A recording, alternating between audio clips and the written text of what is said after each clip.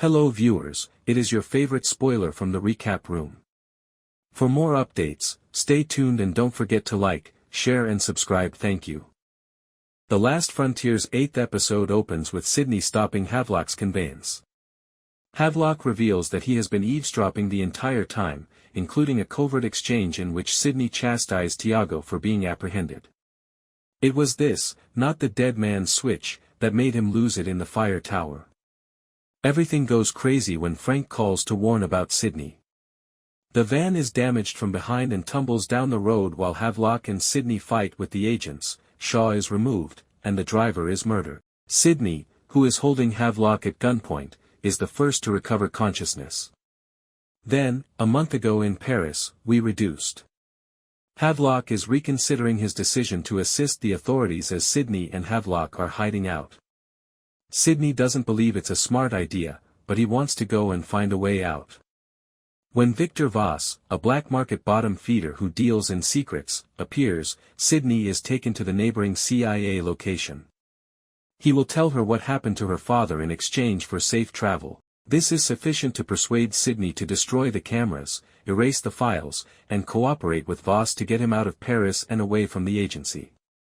Sidney uses a homemade bomb to eliminate the Russians as they appear with the intention of killing Voss. Sadly, Voss suffers a fatal wound, but not before revealing that he was the agent responsible for Sidney's father's death. Havlock has been rather busy. He traced the file back to a classified server in Langley after inserting a line of code into one of his contact reports. Her father produced one of the files, Archive 6, which is still in use. Given that she was in charge of setting up Voss's cover work and declined to testify against him in court, Sharon might have the answers. When Sidney and Havlock visit her, she is a little nervous about Archive 6.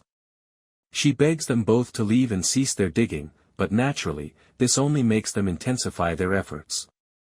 Fearing that Havlock has turned and that Sidney is collaborating with him, Bradford invites Sidney into the office.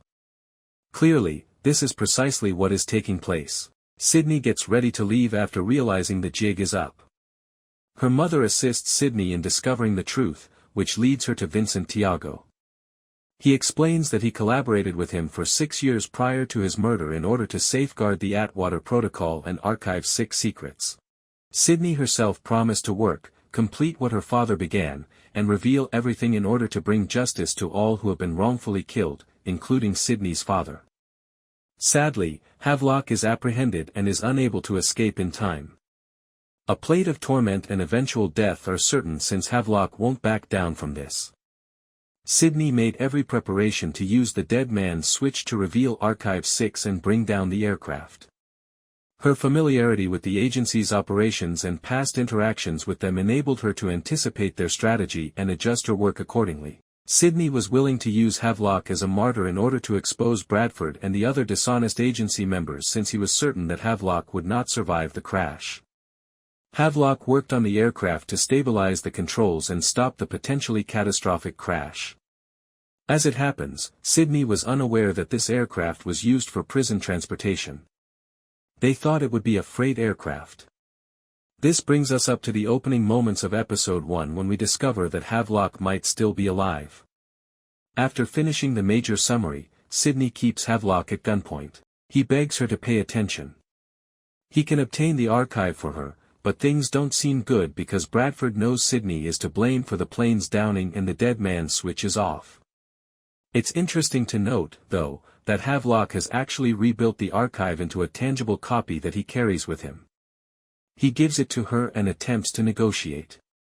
When Frank shows there, he holds Havlock at gunpoint and says that Sidney has vanished. Thanks for watching, stay tuned for more updates.